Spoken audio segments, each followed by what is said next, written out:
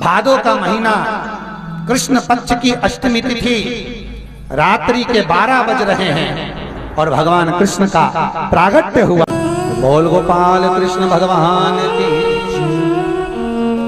वसुदेव जी कहते हैं इसकी जितनी संतान होगी मैं तुम्हें लाकर दूं। पहला पुत्र हुआ, कंस को ले जाकर दिया। कंस ने कहा मुझे क्या करना पहले से, मेरा तो 8वां दुश्मन है, ले जा। नारद को 8 मोती की माला लेकर नारद जी ने जाकर ज्ञान उपदेश दिया। पहला ही 8वां हो सकता है, 8वां पहला हो सकता है। कंस गया, देवकी वसुदेव को कारागार में डाल दिया, पहले पुत्र का वध कर दिया। धीरे धीरे 6 पुत्रों का वध करा। 7वें पुत्र के रूप में शेष जी महाराज आकर विराजमान हो गए। वसुदेव जी ने स्तुति करी, मेरे पत्नी के गर्भ में जो बालक है वो रोहिणी के गर्भ में जाकर विराज। रोहिणी के गर्भ से जो बालक प्रकट हुए उन्हीं का नाम संकर्षण, दाऊ, बलदाऊ। दाऊ जी महाराज की। अब देवकी मैया का 8वां गर्भ है। भादो का महीना, कृष्ण पक्ष की अष्टमी तिथि, रात्रि के 12 बज रहे हैं। देवताओं ने पुष्पों की वृष्टि करी, गंधर्व गान करे, अप्सरा नृत्य करी, चारों तरफ सुख। वसुदेव जी महाराज भगवान कृष्ण का दर्शन करे, बेड़ियां टूट गई, ताले टूट गए, दरवाजे खुल गए। वसुदेव जी ने लाला को टोकरी में सुलाया। यमुना अपार चढ़ रही थी और भगवान वसुदेव जी कन्हैया को लेकर लेके चले रे वसुदेव, कन्हैया जी को लेके चले रे, लेके चले रे वसुदेव, कन्हैया जी को लेके चले। वसुदेव जी आ रहे हैं, जोरदार ताली बजाएं। वसुदेव कन्हैया जी को लेके चले रे, लेके चले। भगवान को सर्वश्रेष्ठ चंदन कौन सा, भगवान को सर्वश्रेष्ठ चंदन कौन सा प्रिय है?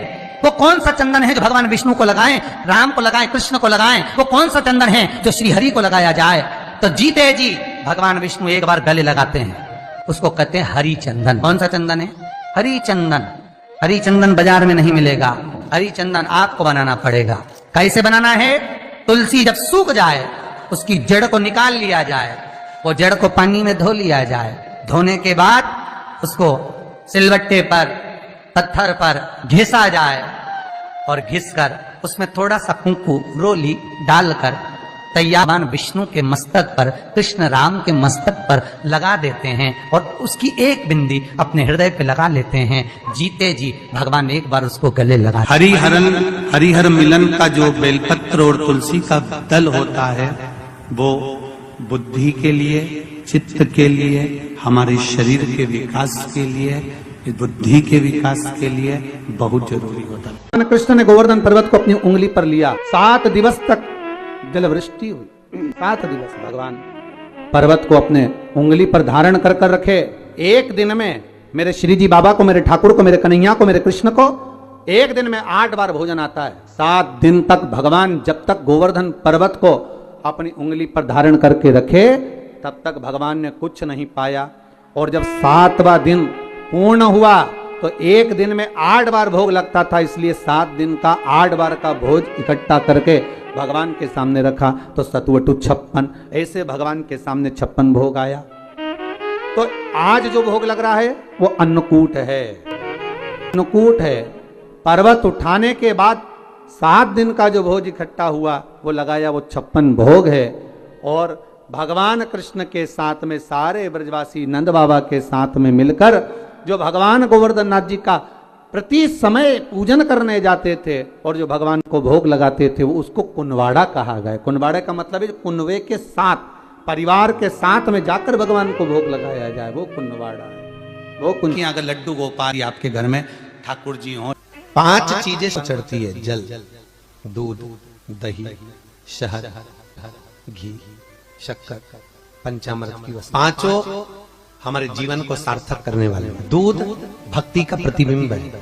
हमारे घर से रोग, बीमारी, तकलीफ को दूध चढ़ाते ही वो रोग बीमारी समाप्त होने लगती। दही, हमारे परिवार अगर टूट रहा है, हमारा परिवार अगर टूटने की कतार पर है, 2 बेटे 3 बेटे वो भी आपस में झगड़ रहे हैं, माता पिता आपस में झगड़ रहे हैं, बेटे बहुएं आपस में झगड़ रहे हैं, तो दही शिव को जो चढ़ाया जाता है ये परिवार को जोड़ने का काम करता है। शहद ये व्यक्ति के जीवन को, समृद्धि को बढ़ाने का प्रयास कर। घृत, घी हमारे घर में किसी की चिड़चिड़ वृत्ति हो तो उसको समाप्त करने का कार्य करे। शक्कर, मिष्ठान ये इसलिए चढ़ाया जाता है, हमारी जिंदगी में ना जाने कितनी रुकावटें आएंगी, पर मिष्ठान की तरह वो जीवन हमारा सार्थक होता चलेगा। पंचामृत और चरणामृत दोनों को लेने का तरीका भी अलग अलग है। आप लोग लेते हैं, कभी मंदिर जाते हैं, पंचामृत चरणामृत, सत्यनारायण की कथा करवाओ, देवी जी के मंदिर में चौकी करवाओ, कुछ भी पूजन पाठ होती है तो चरणामृत और पंचामृत दोनों मिलता है। आप लोग लेते होंगे। जब पंचामृत दिया जाता है तो लेने वाले को भी सोचना चाहिए कि किस तरह से लेना है। जब पंचामृत दूध, दही, शहद, घी, शक्कर जो मिला हुआ रहता है, उसको जब हम लेते हैं तो उसको लेने के बाद में अपने हाथ को हम हृदय से लगाते हैं। किस चीज को लेने के बाद?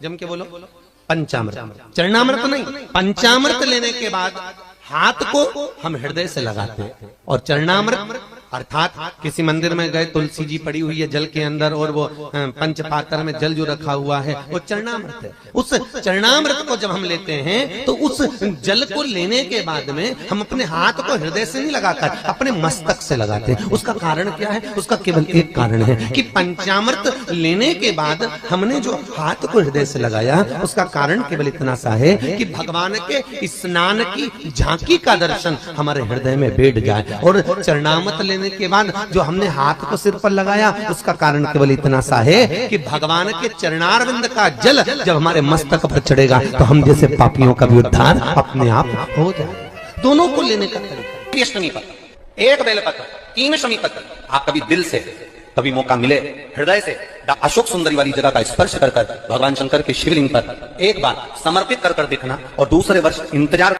थी। पर 16,108 रानियां सब पढ़ी लिखी थी, विद्वान थी, सब ज्ञानवान थी, सब राजाओं के यहाँ की पुत्रियां थी। पर ये गोपियां पढ़ी लिखी भी नहीं थी, विद्वान भी नहीं थी, कुछ जानती भी नहीं थी।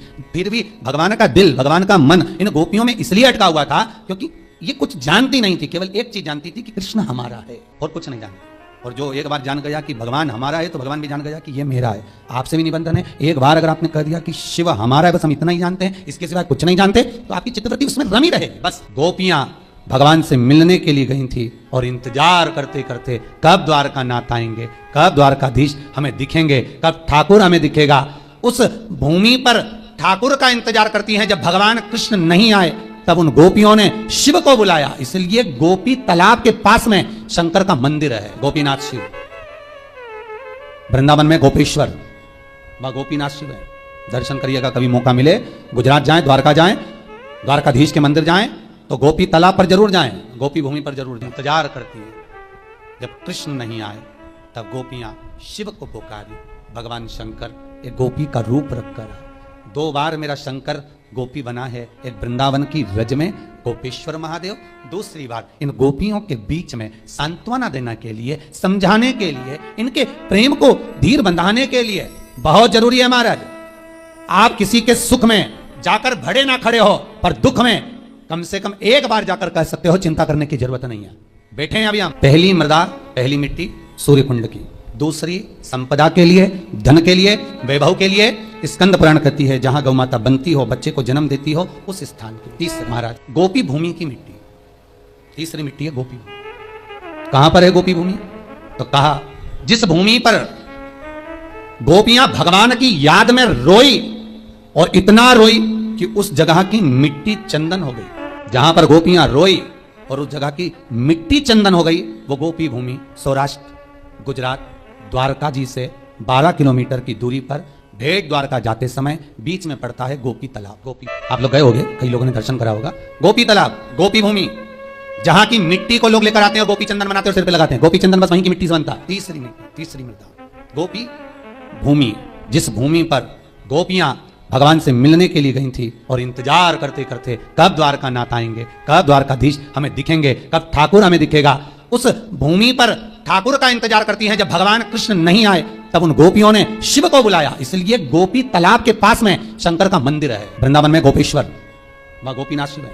दर्शन करिएगा, कभी मौका मिले, गुजरात जाएं, द्वारका जाएं, द्वारकाधीश के मंदिर जाएं तो गोपी तालाब पर जरूर जाएं, गोपी भूमि पर जरूर जाएं। इंतजार करती है। जब कृष्ण नहीं आए तब गोपियां शिव को पुकारी। भगवान शंकर एक गोपी का रूप रखकर 2 बार मेरा शंकर गोपी बना है। एक वृंदावन की रज में गोपेश्वर महादेव, दूसरी बार इन गोपियों के बीच में सांत्वना देने के लिए, समझाने के लिए, इनके प्रेम को धीर बंधाने के लिए। तीसरी मृदा है गोपी तालाब की, गोपी भूमि की मिट्टी। जहां पर भगवान कृष्ण प्रकट नहीं होते, सबसे पहले उस भूमि पर शंकर को जब गोपियों ने रुदन किया और रोती हैं, तो गोपियां कहती हैं कृष्ण यदि सुन सकते हैं तो केवल शंकर की सुन सकते। तो गोपियां शिव को बुला लेती हैं, बाबा आप पधारो। शास्त्र कहता है इस भूमि पर गोपियों ने बेलपत्र को तोड़कर भगवान शिव को समर्पित करा है। गोपी चंदन के नयन अश्रु से जो चंदन उत्पन्न हुआ था, जो मिट्टी हुई थी, उसका शिवलिंग का निर्माण कर उसकी पूजन करिए। उसी शिवलिंग में से शंकर प्रकट हुए। तीन जगह की मिट्टी का स्मरण, सूर्य कुंड, गौबंदने का स्थान, तीसरा गोपीतल। तो वहां पर शिव की आराधना करी। भगवान शंकर जब प्रकट हुए उस पार्थिव शिवलिंग में से, भगवान जब निकलते हैं बाहर, प्रकट होते हैं बाहर, पूछा गोपियों तुम्हें क्या चाहिए, किस लिए तुमने मुझे पुकारा है?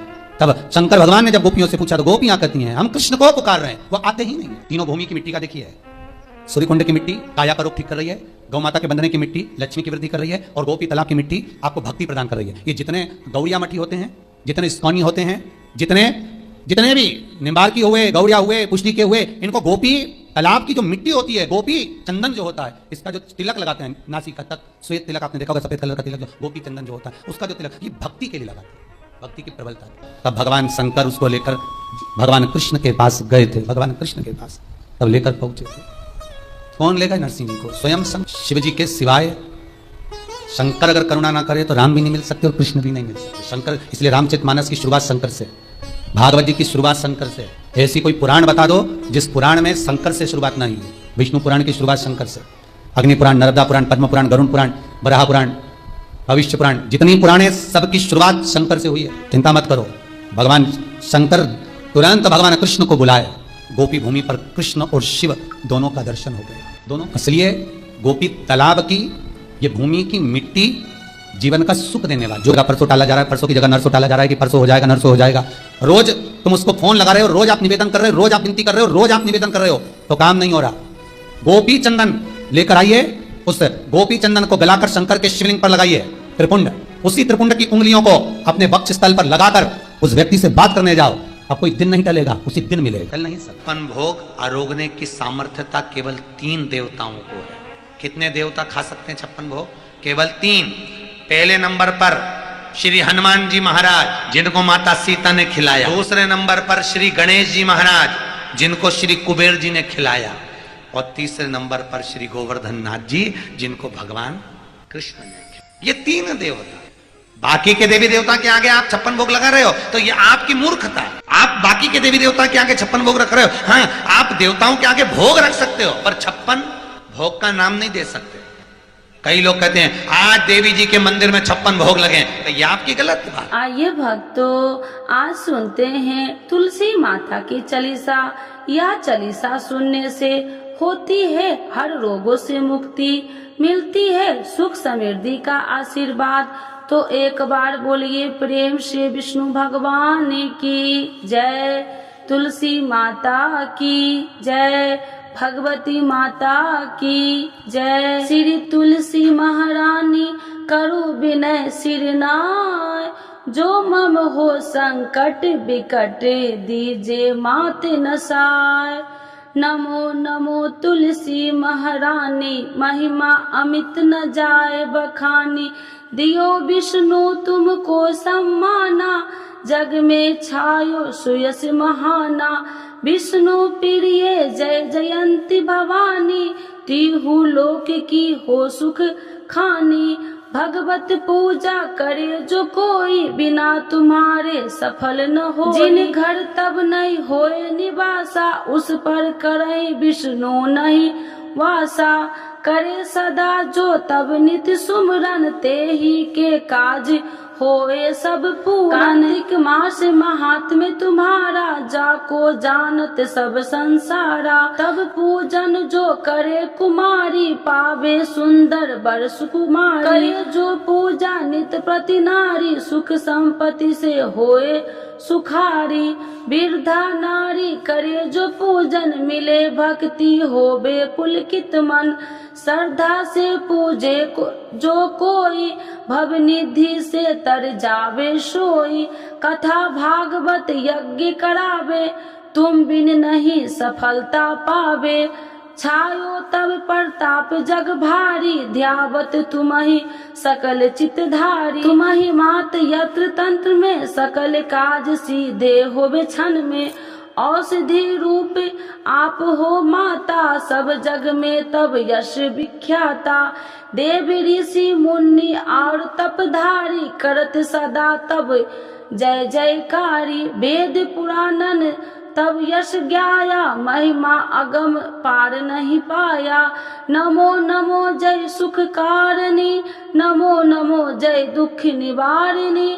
नमो नमो सुख संपत्ति देनी, नमो नमो अख काटन छेनी। नमो नमो भक्तन दुख हरनी, नमो नमो दुष्टन मद छेनी। नमो नमो भव पार उतारिणी, नमो नमो परलोक सुधारिणी। नमो नमो निज भक्तन उबारिणी, नमो नमो जन काज सवारिणी। नमो नमो जय कुमति नशावनी, नमो नमो सब सुख उपजावनी। जयति जयति जय तुलसी माई, ध्याऊ तुमको शीश नवाई। निर्जन जानी मोहि अपनाओ, बिगड़े काज आप बनाओ। करूँ विनय मैं मात तुम्हारी, पूर्ण आशा करूँ हमारी। शरण चरण कर जोड़ी मनाओ, निस दिन तेरे ही गुण गाऊं। करहु मात यश अब मोह पर दाया, निर्मल होए सकल मम काया। मांगू मात या बर दीजे, सकल मनोरथ पूर्ण कीजे। जानू नहीं कुछ नेम उचारा, क्षमहु मात अपराध हमारा। 12 मास करे जो पूजा, ताशम जग में और न दूजा। प्रथम ही गंगा जल मंगवावे, फिर सुंदर स्नान करावे। चंदन अक्षत पुष्प चढ़ावे, धूप दीप नैवेद्य लगावे। करे आचमन गंगा जल से, ध्यान करे हृदय निर्मल से। पाठ करे फिर 40 की, स्तुति करे मात तुलसी की। यह विधि पूजा करे हमेशा, ताके तन नहीं रहे कलेशा। करे मास कार्तिक का साधन, शोभे नित्य पवित्र सिद्ध होई जाई। है यह कथा महा सुखदाई, पढ़े सुने सो भव तर जाई। यह श्री तुलसी चालीसा, पाठ करे जो कोई। गोविंद सो फल पावही, जो मन इच्छा होई। तो एक बार बोलिए प्रेम से विष्णु भगवान की जय, तुलसी माता की जय, भगवती माता की जय, सर्वदेवी देवताओं की जय।